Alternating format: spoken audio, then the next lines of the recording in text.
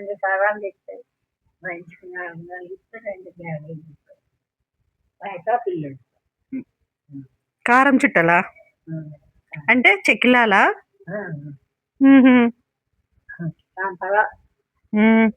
ఏమేమి తెస్తా అండి సంతలో నీకు నాగల్లి పిల్లలు ఎవరు పిల్లలు అంటే ఇప్పుడు ఆ పక్కన ఇవి ఎక్కువ కదా గొర్రెలు మేకలు పెంచేది ఎక్కువ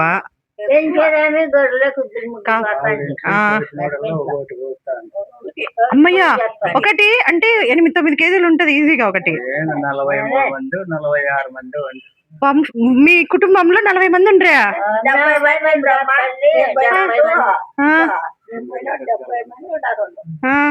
పిల్లలు తల్లులు అందరూ లెక్కెత్తే 70 మంది ఉన్నారు మా చెన్నమ్మతో 16 మంది ఇంట్లో ఆడపిల్లలు 16 మంది మా పాపతో ఆడపిల్లలే మగ పిల్లలు ఎంతమంది ఉండొచ్చు మగ పిల్లలు ఎంతమంది ఉండొచ్చు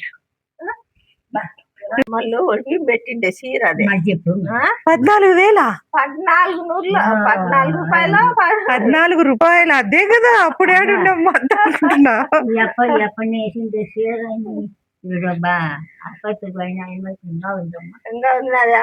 అంటే మావయ్య వేసినాడు అది చీర అంటే వాళ్ళ దాంట్లో కాదు డిపార్ట్మెంట్ లో తీసుకొని అంటే అది ఇచ్చిండేది ఇంకా ఉందా 100 రూపాయలు 120 రూపాయలు అది అంటే ఇంకా ఉందా చీర ఎంత బాగుందంటే నాది ఎడో పోయింది బ్లూ చీర కదా నీది బ్లూ కాదు అదే అంటే పెళ్లి చీర 130 రూపాయలు ప్యూర్ పట్టు ఇప్పుడైతే నువ్వు 1,00,000 రూపాయలు పెట్టి రాదు అది ఇచ్చేసి అది అప్పుడు వేరే వదిన వరదలకి ఒకటే కలరే ఒకటే ఇదే వేరే తెస్తే మా తీసుకున్నాను ఆమెకి తెచ్చామే నాకు రాలేదే ఇద్దరికి ఒకటే తేళ్ళ లేకపోతే అలిగేది పోయేది ఇంత మూసి ముడుచుకొని అట్లే మా మామ అంటుండే ఇదే ఇయ్యమ్మ ఇక్కడ అమ్మ తల్లి మా అమ్మ నా ఏంది చాలా ఇది మరి ఆడున్నప్పుడు నువ్వు బాగా చూసుకుంటాను అని చాలా ఇది ఉంటది ఏమోలే అట్లా అంగలా పెట్టండి అమ్మా ఈ చక్క పుట్టినప్పుడు అయితే పాలు లేవు నువ్వే మా అత్తోళ్ళు ఉంటాడు చక్క వెంకటేశ్వర అమ్మ వాళ్ళ ఆయన కొరబియ్యము లేకుంటే వాళ్ళ ఇంట్లో కొరబియ్యం తీసుకొచ్చి బియ్యం లేవు బియ్యం వండరా బాలింతగ్గో లేవు అప్పుడు కొరబియ్యం తెచ్చి వాళ్ళ ఇంట్లో తీసుకొచ్చి ఇంటి ఏమండింది నాకు పిల్లలకి నా కొడుకు పాలు లేకుండా చేసామని కొరబియ్యం వండినావని చెప్పింది కొరబియ్యం పెట్టినందుకు అలిగింది పాలు లేవని వాళ్ళే వచ్చి దండిచ్చిరా ఏం చేస్తుందా పాప ఉంటే కదా చేసేదా అప్పుడు పరిస్థితి అట్లా ఉండింది కొరబియ్యము సాములు అవి ఆరుకులు పోసి ఇసిరేది అవి అరికెలు అని అరికెలు చాలా బలము ఇప్పుడు అదే పనిగా అందరు తింటున్నారు వాటిని తింటున్నారు అదే నేను తెచ్చుకున్నాను కదా నేను నా దగ్గర కొర్రలు ఉన్నాయి అవేమి బియ్యము బ్రౌన్ రైస్ ఉన్నాయి ఇసురుతా అంటే అప్పుడు ఉడకబెట్టి సాములు దంచుతా అంటే నేను దంచి ఎండబెట్టి దంచి పెడతా అన్నం దంచి 3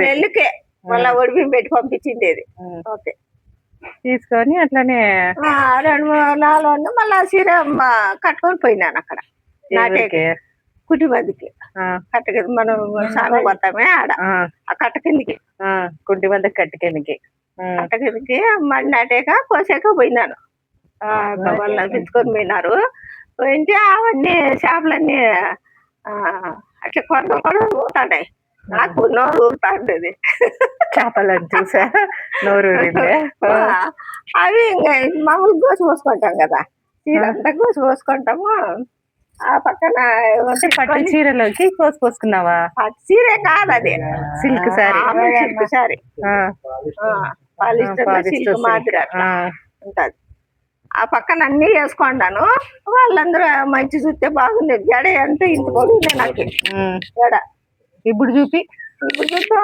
చూడు అదే జడేసి సరే చీర సరే అన్ని సరే పట్నమయ్యమ్మ చేపలన్నీ నీసు అన్ని చేపలన్నీ జోలి లంగాలేకి వేసుకుంటాను అని చెప్తారు చీరలేకి మళ్ళీ దాన్ని ఏం చేసినావు చేపలు పట్టుకొని ఏమో వచ్చినాం ఇంటికి ఏం కూర చేసినావా పులుసా? అదే ఏం చేస్తాం కూర లేకపోతే కాల్చేది అన్ని చూపు తీసి అన్ని పచ్చిమిరకాయలు వేసి తీసుకేది. అంటే గుజ్జులాగా పచ్చిమిరకాయలు దంచేదే దాంట్లోకి అన్ని తీసుకేది. ఆ చేపలు కాల్చి అన్ని పిసికేసేది. బాగుంటదా తినేకి? బాగుంటది తింటారు. ఎంత బాగుంటదండి చేపలు అన్ని బాగా కాల్చి అన్ని వచ్చేసేది. అవునులే తల ఒకటి తీసేస్తే అంత బాగా వచ్చేసేది. పచ్చిమిరకాయలు అది దంచి దాంట్లోకి వేసేది అంత తీసుకేది తినేది. ముద్దలోకి అట్లా బాగుంటది కదా. అన్నంలోకైనా బాగుంటాయి. అన్నం ఎవరు తింటారు? అన్నం ఎవరు తీసినారు ఆడ నీకే? అన్నం లేదు ఏమి లేదమ్మా. కొర్ర అన్నము సామల అన్నము అట్లాగా చెరువుగా అంటే మడి గట్టెల మీద కూడా కూర్చొని అట్లా కాల్చుకొని తినేస్తా అంటారేమో కదా. తినేస్తారు అప్పుడు తింటూ దండిగా కాల్చుకొని వచ్చేవాళ్ళు కూడా. అవునులే నంజుకునేకి ఏమన్నా లేకపోతే ఇంకా ఆడే పట్టుకునేది ఆడే కాల్చుకునేది తినేది. చేనుల్లో పచ్చిమిరపకాయలు అవి ఉంటాయి కదా. చేనుల్లో కూడా పచ్చిమిరపకాయలు టమాటాలు అంటే తెలుగు అవి టమాటాలు అప్పుడు తక్కువ. పచ్చిమిరకాయలు ఎర్రగడ్డలు కనుక వేసేది పచ్చిమిరకాయలు వేసేది నూరేది అప్పుడప్పుడు చేసుకొని తింటారు ఆడ అందరూ చేనుల్లో పండుగ. అట్లా తినే మరి బలం అప్పట్లో అంతా.